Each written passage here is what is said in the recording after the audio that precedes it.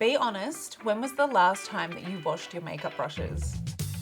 Hi everyone, welcome back to the Adore Beauty YouTube channel. My name is Megan. I'm a professional makeup artist and I wash anywhere from 50 to 60 brushes per week. So today I'm going to take you through step by step some of my favorite ways to wash your makeup brushes. So first things first, why do we need to clean our makeup brushes? Basically anything that is touching your face, you want to make sure that that is sanitary, especially when it's going straight on your skin.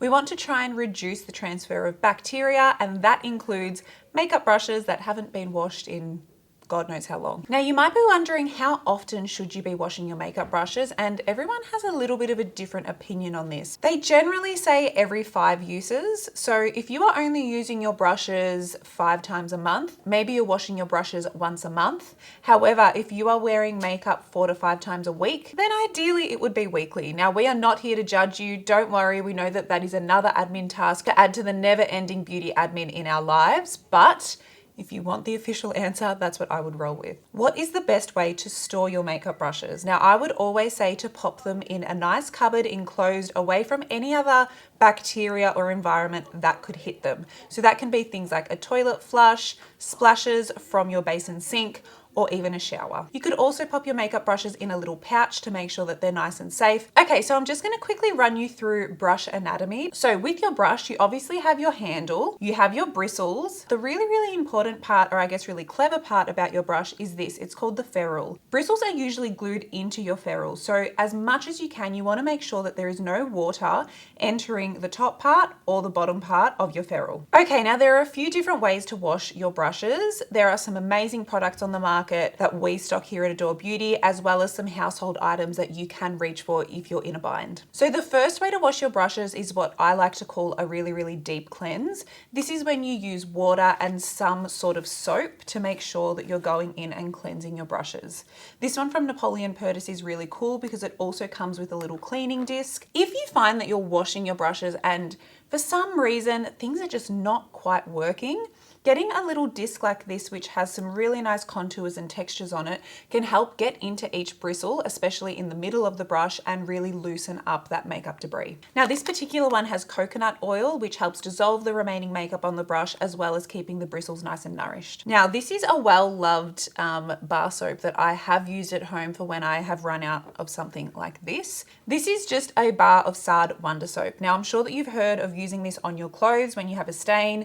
This is really good, especially if you have a stubborn foundation brush that just will not budge. You can kind of reach for this and generally it gets that stain right out. You can get this from any supermarket. It's probably $3 or so. So the next option is a solution-based cleaning method. Now this is a really clever product. If you are someone that has ever experienced your brush bristles falling out, it could be because your brushes are waterlogged, which means that this option would be a really great one. This pretty much dries in about 1 minute and you can go straight back into your product and keep glamming. So this is a really great alternative if you're traveling, if you need to wash your brushes quite quickly, or if you just don't want all the mess of water and soap. Now this is just a little step that I like to do on all of my brushes, and this is just to spray some isocol. So this is rubbing alcohol. Always do a little test patch on your skin to ensure that you're not going to encounter any irritations, but I just like to give my brushes a quick little spritz, especially my professional kit brushes, to ensure that any bacteria or germs that are left over on my brushes are avoided.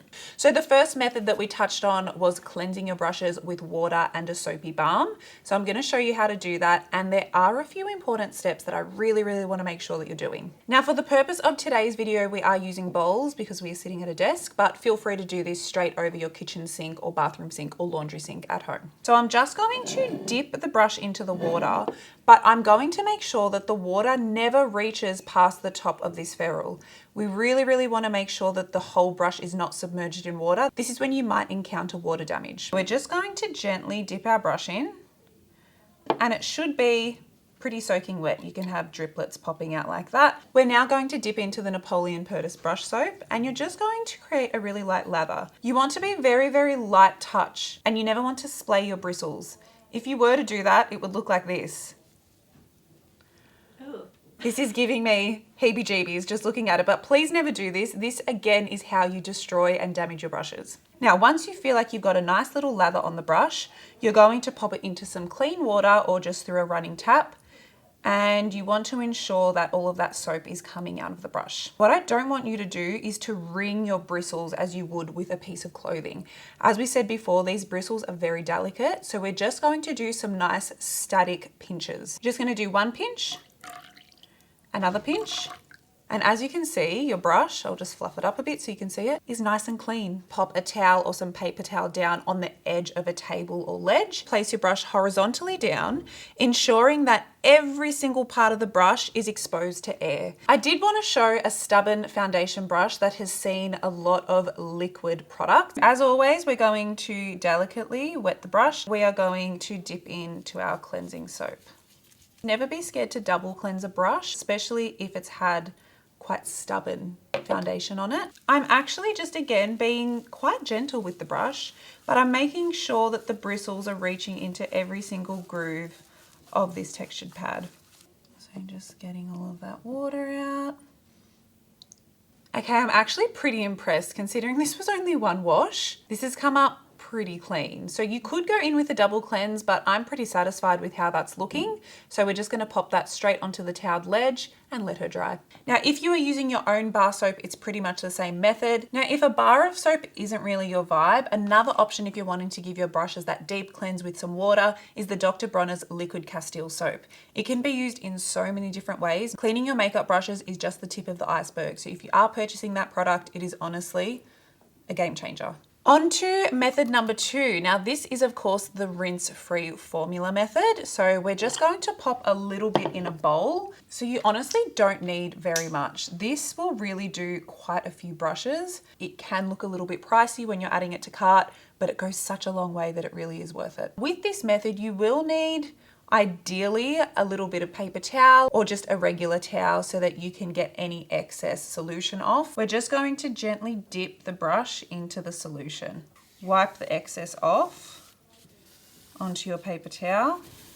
Now, in terms of how firm you would press down on this brush, the same firmness that you would on your face. Ooh, look how clean that has come up. So as you can see, this is touch dry, and in about 1 to 2 minutes, this will be completely usable again. It also smells fabulous. So let's try a eyeshadow brush now. Let's just take that same method. Oh, look at all that product seeping out straight away.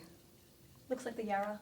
It does look like the Yarra. And let's just paint on to the paper towel. Now I can see that there's still a little bit of product that's coming out. So I might actually just go in for a second dip, but we will get it back to normal.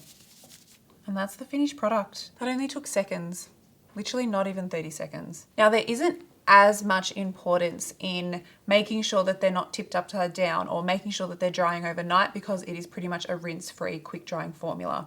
So this is pretty much ready to roll immediately. Okay, and the final step, as I mentioned before, is I just like to give the brushes a quick spritz with some sort of antibacterial spray. One of my favorites is Isocol, but you can use anything that works for you. Just ensure that it's compatible with the skin on your face because you don't want any breakouts. You're just going to do a nice spritz about 30 centimeters away from the brushes.